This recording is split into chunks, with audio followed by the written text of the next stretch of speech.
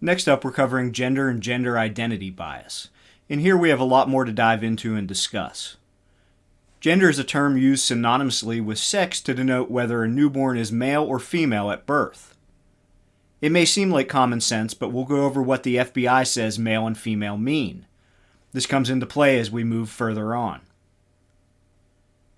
A male is an individual that produces small, usually motile gametes, which fertilize the egg of a female.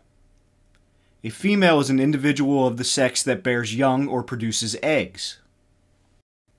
Gender identity is a person's internal sense of being male, female, or a non-binary identity that is a combination of both or neither.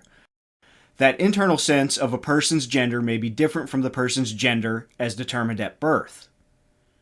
A transgender person may express their gender identity through gender characteristics, such as clothing, hair, voice, mannerisms, or other behaviors that do not conform to the gender-based expectations of society. Gender nonconforming describes a person who does not conform to the gender-based expectations of society.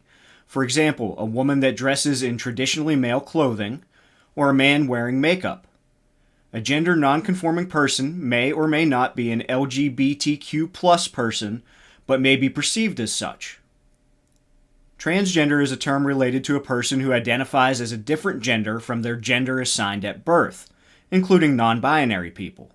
Transgender people may also self-identify as transsexual. Non-binary people may self-identify as androgynous, gender fluid, or third gender. A transgender person may outwardly express their gender identity all of the time, part of the time, or none of the time. A transgender person may or may not decide to change their body to medically conform to their gender identity.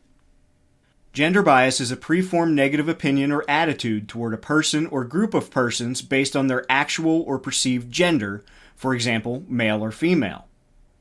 Gender identity bias is a preformed negative opinion or attitude toward a person or group of persons based on their actual or perceived gender identity.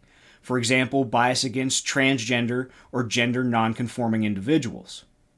While these definitions may continue to be updated and refined, the actual classifications we use to report hate crimes are more straightforward. Within gender bias, we have two categories, anti-male and anti-female. Within gender identity, we also have two categories, anti-transgender and anti-gender nonconforming. You may expect us to dive right into the LGBTQ+ biases that were mentioned briefly above, but those are part of a different classification. We'll be covering them in our next video about sexual orientation bias.